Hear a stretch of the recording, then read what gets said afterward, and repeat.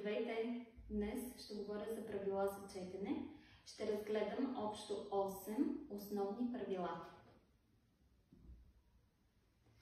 Когато имаме буквосъчетанието SS, четем С, както е в думите boss, grass. Когато имаме OW, четем OW, както е в думите now, brown. При ER или OR четем Е, когато е в края на думата. A letter, a doctor. Когато имаме AY или AI, тези буквосъчетания се четат A, както е в думичките a day, rain. Това са първите 4.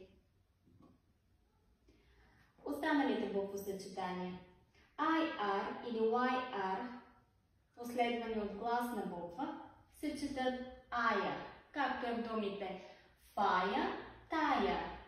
При OI или OY имаме OI, spoil, той. При EER, ear, както е в думичката pear.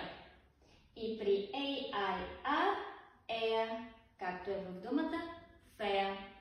Това са основни 8 буквосъчетания.